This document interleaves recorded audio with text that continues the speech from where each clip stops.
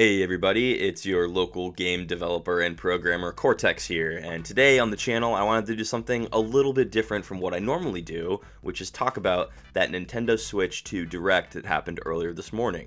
A quick segue, I've been a gameplay programmer in the industry for 8 years now, and I was most recently working at Meta doing VR game programming when they decided to kill the whole project, subsequently laying all of us off. So me and my friend Chris, who I met at Meta, decided to start working on a new indie game project together called Nightmare Kitchen, where food comes to life and tries to eat you. That is currently being worked on right now. We're working very hard, and if you could take a few seconds out of your day, you can wishlist the game on Steam right now. I'll leave it in the description. It's super easy. You just click the button that says Add to Wishlist. That being said, my shameless self-promotion plug is now done, and we can get on to talking about the Switch 2 Direct. To summarize my main opinion of the Direct, I would say that I'm a little underwhelmed and potentially even disappointed would be a good word. And this is not coming from someone who dislikes Nintendo or who's a Nintendo hater at all. I mean, they're probably my favorite game company of all time. Ever since I was a kid, I've really loved playing their games, and me and my wife today still play Nintendo games all the time. And so that's kind of why I wanted to share my opinions on this, is because I think I have some very valid points to bring up here. And as I was thinking about it, there's basically three main categories that I think need to be talked about. So we'll start with number one, which is the hardware. Now, in a vacuum where the Switch 1 and the Switch 2 are the only things that you can play games on, period, this is a fantastic upgrade across the board. You have a 7.9-inch screen, which is bigger. You have 1080p resolution over 720, 120 FPS LCD, HDR support, 2 USB ports instead of 1. You have 256 gigabytes of storage instead of 32. That's an 8 times increase. You have 4K resolution when docked, the fan in dock mode. The problem is that we don't live in a vacuum. We live in a world where the Steam Deck exists, and we live in a world where the PlayStation 5 and Xbox Series X and Series S exist, and PCs exist, both high-end and low-end. And the PlayStation 4 exists, and the Xbox One exists. I mean, look, as a Nintendo fan myself, I know just as well as anyone that Nintendo's angle has not been for a long time to compete with the newest of the new. Like, the PS5 and the Xbox Series X specs being matched by the Switch 2 was not something that was even fathomable in my mind, really. Like, that was kind of out of the question. But my issue then is that, in some regards, the Switch 2 is actually worse than the PlayStation 4, which came out in 2013. That's 12 years ago.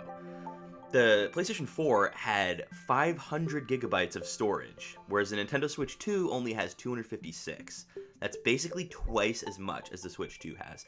And the PlayStation 4 had an option for the 1 terabyte version.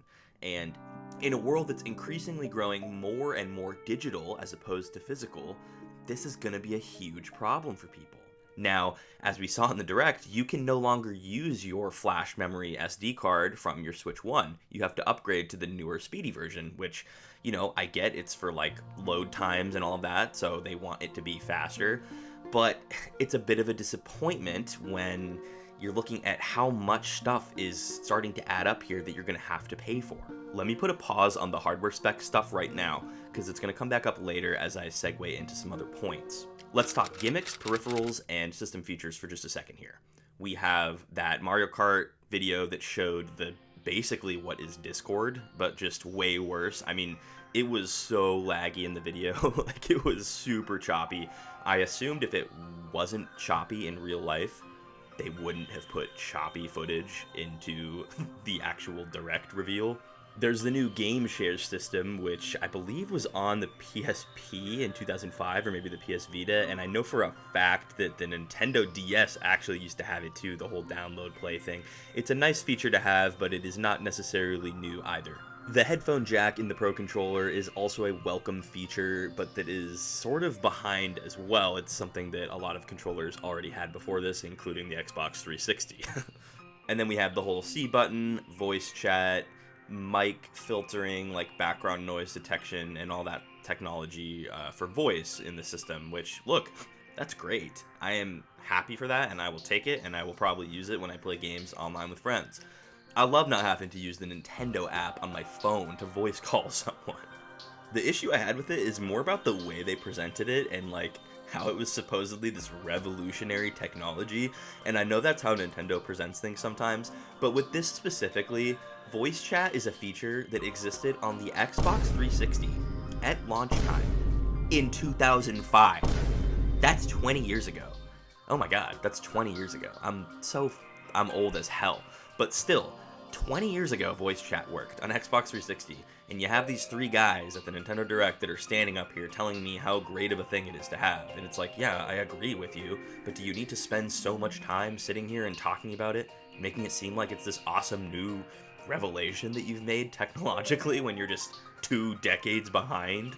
Speaking of outdated, we have the camera accessory, which clearly screams Kinect ripoff to me. I mean, the way that it was being used in the Mario Party Live thing was just not all that impressive or new, and it just kind of seems like, again, you're late. The Kinect came out in 2010. That's 15 years ago.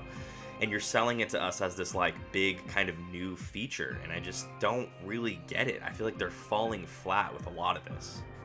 A quick side note I would have really appreciated Nintendo to mention in this Direct is how the Joy-Con drift was in the first iteration of the Switch and how they had addressed it, hopefully. I mean, seeing as Nintendo is increasingly being viewed as anti-consumer online and by fans, I'm a little bit bummed by the fact that they didn't seem to mention it whatsoever. Even if it is fixed, it would be nice to have more communication to us on the matter. And lastly, we have what I personally think is the most concerning gimmick out of all of them, which is the mouse pointer functionality in the Joy-Con.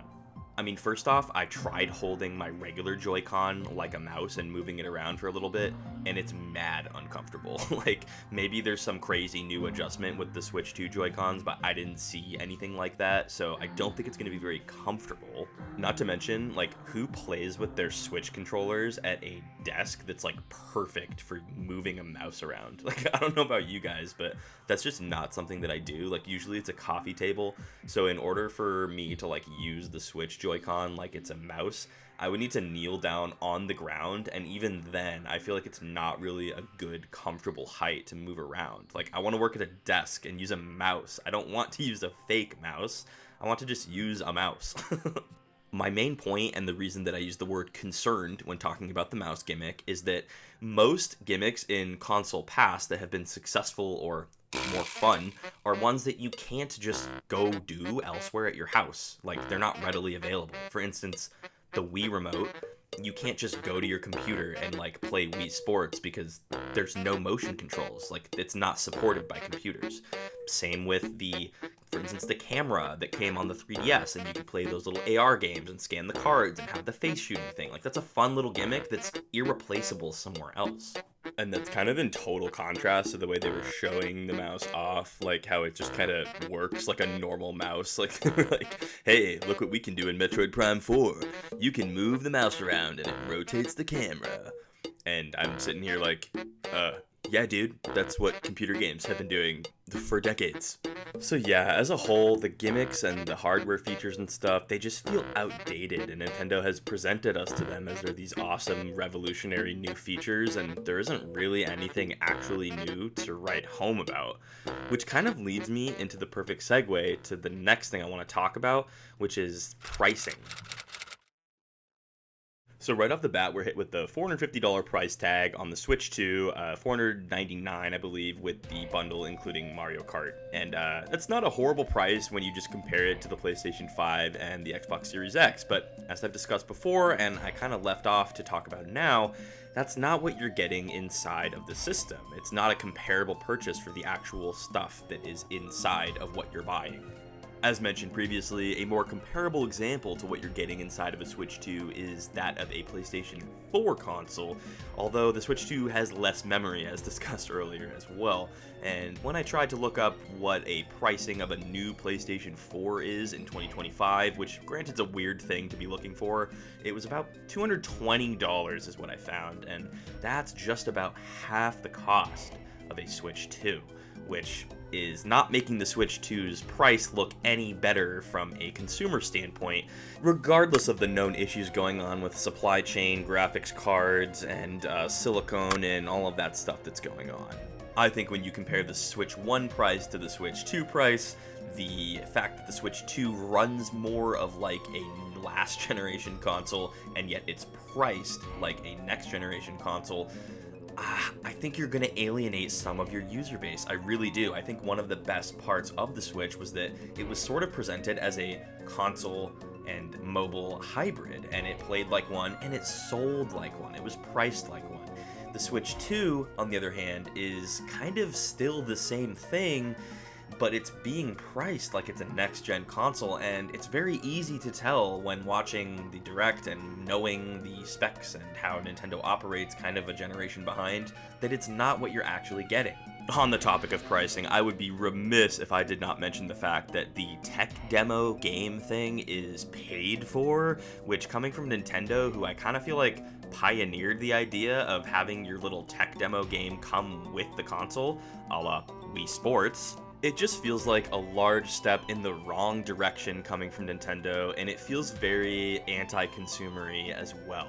Which is unfortunate, because when you look at something like the PlayStation 5 that launched with Astro's Playroom, it had a really good tech demo, and it was really fun, and it showcased some of the features of the new controller really well. It had leaderboards on the mini games, and it felt like a complete package, and it was free. Whereas Nintendo, who used to do this kind of thing, is now making us pay for what appears to be some museum library walkthrough to see what's in your Switch 2. It just is not sitting well with me at all. The last thing I want to talk about in the pricing category before we move on is the large step up in price of the games themselves. I know Tears of the Kingdom was $70, I believe, but most Nintendo games were $60, and to see that go all the way up to $90 for a physical copy of the new Mario Kart game, speaking of alienating some of your consumer base, that is a steep price to pay for something like Mario Kart. And it's not like it's just an American thing. In Europe, it also appears to be 90 euros, which is actually more expensive. That's almost $98, I believe. That is a lot. I'm really hoping that for some reason that is a Mario Kart only thing. It does appear like the Donkey Kong Bonanza game is a little bit less.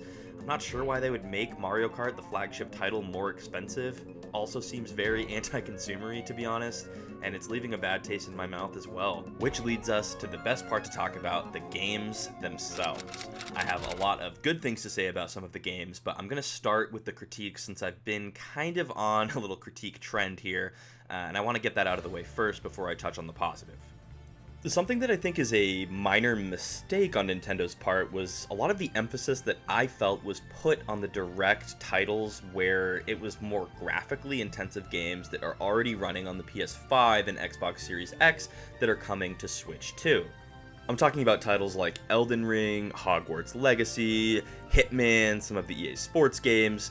These are all things that are totally nice to have on Switch 2, and like there's nothing wrong with it per se, but the focus on them was interesting to me because we all know that you're going to get a better experience playing those games on a next-gen console that has next-gen specs like the PS5 and the Series X. There's not really a reason to play it on the Switch 2 other than maybe being able to do it handheld, but the cost of playing on handheld generally means worse graphics and lower frames per second, which for something like Elden Ring, for instance, I just can't imagine is going to be any of a better experience than playing it on a next-gen console. To summarize this point, there's nothing wrong with having these games on the Switch 2, and it's great to have the option, but it feels like they focused on the fact you can play them a little too much when the best way to play the games is certainly not on the Switch 2. Speaking of Elden Ring, the fact that From Software is making Duskbloods an exclusive to Nintendo's Switch 2 game is kind of baffling to me.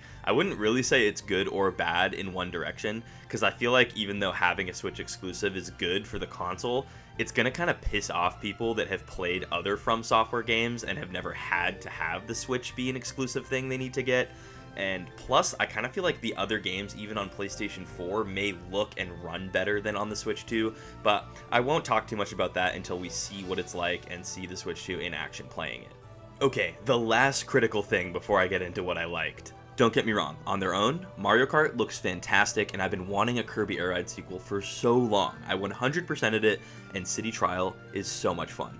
But having two of the three new Switch 2 game exclusives slash launch titles, whatever you want to call them, both be racing games, and have Kirby Air Ride, which is a franchise I love, be put up against Mario Kart, which is launching being bundled, just seems like a really bad decision in terms of marketing. Not even like the game design or like anything else, literally just the marketing. I feel like Kirby Air Ride is going to flop and not sell enough copies, and then they're definitely going to destroy the franchise. But boy, do I hope I'm wrong, because I seriously love that game so much. Okay, we did it. We made it to the part where I get to talk about some of the stuff that I did like, and don't worry, there is some stuff here.